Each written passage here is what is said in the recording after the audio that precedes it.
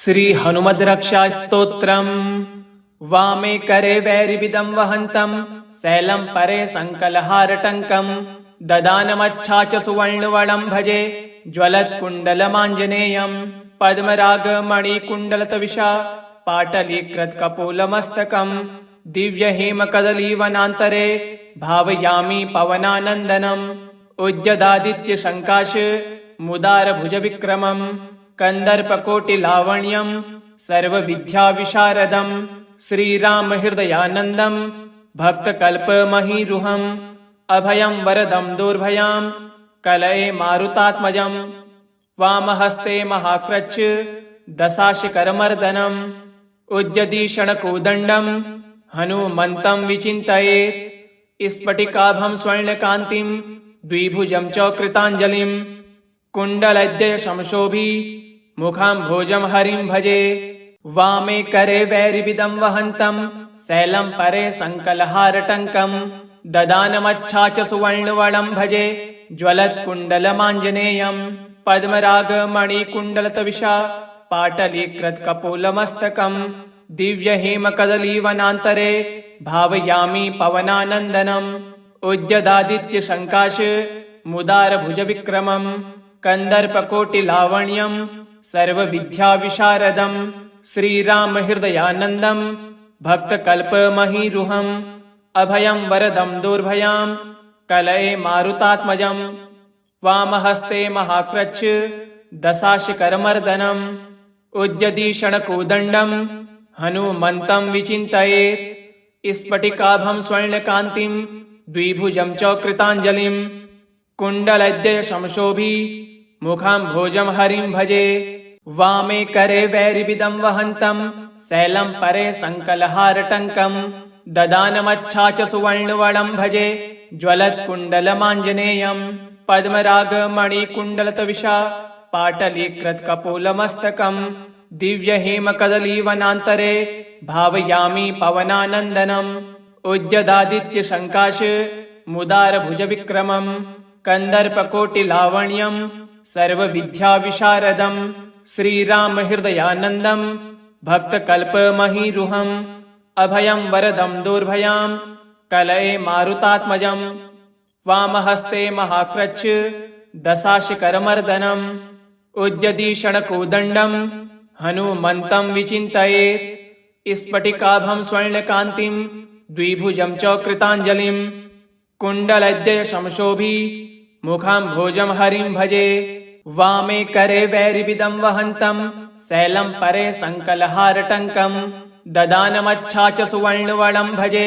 ज्वलत्कुण्डलमाञ्जनेयं पद्मरागमणिकुण्डलतविषा पाटलीकृतकपोलमस्तकं दिव्यहेमकदलीवनान्तरे भावयामि पवनानन्दनम् उद्यदादित्यशङ्काश मुदारभुजविक्रमं कन्दर्पकोटिलावण्यं सर्वविद्याविशारदं श्रीरामहृदयानन्दं भक्तकल्पमहीरुहम् अभयं वरदं दुर्भयां कलये मारुतात्मजं वामहस्ते महाक्रच्छ दशाशिखरमर्दनम् उद्यतीषणकोदण्डं हनुमन्तं विचिन्तयेत् स्फटिकाभं स्वर्णकान्तिं द्विभुजं च कृताञ्जलिं कुण्डलद्वय संशोभि मुखाम्भोजं हरिं भजे वामे करे वैरिविदं वहन्तं शैलं परे संकलहारटङ्कं ददानमच्छाच सुवर्णवलं भजे ज्वलत्कुण्डलमाञ्जनेयं पद्मरागमणिकुण्डलतविषा पाटलीकृतकपोलमस्तकं दिव्यहेमकदलीवनान्तरे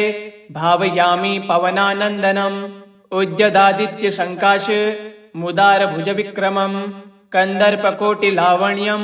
सर्वविद्याविशारदं श्रीरामहृदयानन्दं भक्तकल्पमहीरुहम् अभयं वरदं दुर्भयां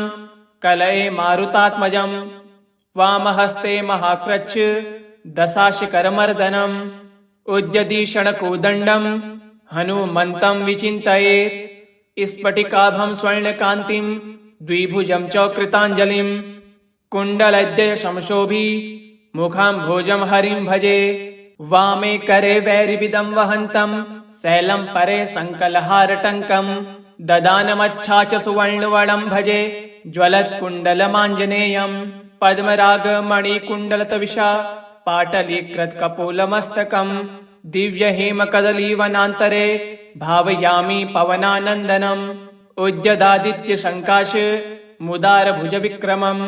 कन्दर्पकोटिलावण्यं सर्वविद्याविशारदं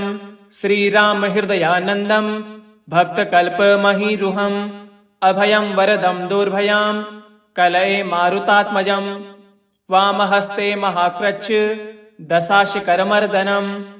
उद्यदीषणकोदण्डं हनुमन्तं विचिन्तयेत् स्फटिकाभं स्वर्णकान्तिं द्विभुजं च कृताञ्जलिं कुण्डलद्वयशमशोभि मुखाम्भोजं हरिं भजे वामे करे वैरिविदं वहन्तं शैलं परे सङ्कलहारटङ्कं ददानमच्छा च सुवर्णवणं भजे ज्वलत्कुण्डलमाञ्जनेयं पद्मरागमणिकुण्डलतविषा पाटलीकृतकपोलमस्तकं दिव्यहेमकदलीवनान्तरे भावयामि पवनानन्दनम् उद्यदादित्यशङ्काश मुदारभुजविक्रमं कन्दर्पकोटिलावण्यं सर्वविद्याविशारदं श्रीरामहृदयानन्दं भक्तकल्पमहीरुहम् अभयं वरदं दुर्भयां कलये मारुतात्मजं वामहस्ते महाक्रच्छ दशाशिखरमर्दनम् उद्यदीषणकोदण्डं हनुमन्तं विचिन्तयेत् स्फटिकाभं स्वर्णकान्तिं द्विभुजं च कृताञ्जलिं कुण्डलद्वयशमशोभि मुखाम्भोजं हरिं भजे वामे करे वैरिविदं वहन्तं शैलं परे सङ्कलहारटङ्कं ददानमच्छा च सुवर्णवणं भजे ज्वलत्कुण्डलमाञ्जनेयं पद्मरागमणिकुण्डलतविषा पाटलीकृतकपोलमस्तकं दिव्यहेमकदलीवनान्तरे भावयामि पवनानन्दनम् उद्यदादित्यशङ्काश मुदारभुजविक्रमं कन्दर्पकोटिलावण्यं सर्वविद्याविशारदं श्रीरामहृदयानन्दं भक्तकल्पमहीरुहम् अभयं वरदं दुर्भयां कलये मारुतात्मजं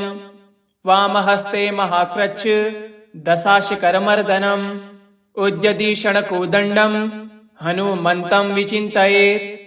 स्फटिकाभं स्वर्णकान्तिं द्विभुजं च कृताञ्जलिं कुण्डलद्वयशमशोभि मुखाम्भोजं हरिं भजे वामे करे वैरिविदं वहन्तं शैलं परे सङ्कलहारटङ्कं ददानमच्छा च सुवर्णवणं भजे ज्वलत्कुण्डलमाञ्जनेयं पद्मरागमणिकुण्डलतविषा पाटलीकृतकपोलमस्तकं दिव्यहेमकदलीवनान्तरे भावयामि पवनानन्दनम् उद्यदादित्यशङ्काश मुदारभुजविक्रमं कन्दर्पकोटिलावण्यं सर्वविद्याविशारदं श्रीरामहृदयानन्दं भक्तकल्पमहीरुहम्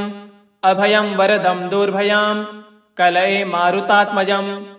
वामहस्ते महाक्रच्छ दशाशिखरमर्दनम् उद्यदीषणकोदण्डं हनुमन्तं विचिन्तयेत् स्फटिकाभं स्वर्णकान्तिं द्विभुजं च कृताञ्जलिं कुण्डलद्वयशमशोभि मुखाम्भोजं हरिं भजे वामे करे वैरिविदं वहन्तं शैलं परे सङ्कलहारटङ्कं ददानमच्छा च सुवर्णवणं भजे ज्वलत्कुण्डलमाञ्जनेयं पद्मरागमणिकुण्डलतविषा पाटलीकृतकपोलमस्तकं दिव्यहेमकदलीवनान्तरे भावयामि पवनानन्दनम् उद्यदादित्यशङ्काश मुदारभुजविक्रमं कन्दर्पकोटिलावण्यं सर्वविद्याविशारदं श्रीरामहृदयानन्दं भक्तकल्पमहीरुहम् अभयं वरदं दुर्भयां कलये मारुतात्मजं वामहस्ते महाक्रच्छ दशाशिखरमर्दनम् उद्यदीषणकोदण्डं हनुमन्तं विचिन्तयेत् स्फटिकाभं स्वर्णकान्तिं द्विभुजं च कृताञ्जलिं कुण्डलद्वयशमशोभि मुखाम्भोजं हरिं भजे वामे करे वैरिविदं वहन्तं शैलं परे सङ्कलहारटङ्कं ददानमच्छा च सुवर्णवणं भजे ज्वलत्कुण्डलमाञ्जनेयं पद्मरागमणिकुण्डलतविषा पाटलीकृतकपोलमस्तकं दिव्यहेमकदलीवनान्तरे भावयामि पवनानन्दनम् उद्यदादित्यशङ्काश मुदारभुजविक्रमम् कन्दर्पकोटिलावण्यम् सर्वविद्याविशारदम् श्रीरामहृदयानन्दम् भक्तकल्पमहीरुहम् अभयम् वरदम् दुर्भयाम् कलये मारुतात्मजम् वामहस्ते महाक्रच्छ दशाशिखरमर्दनम् उद्यदीषणकोदण्डम् हनुमन्तम् विचिन्तयेत् स्फटिकाभम् स्वर्णकान्तिम् द्विभुजम् च कृताञ्जलिम् कुण्डलद्वयशमशोभि मुखाम्भोजम् हरिम् भजे इति श्री हनुमद्रक्षास्तोत्रम् श्री हनुमतार्पणमस्तु। ओम हनुमते नमः।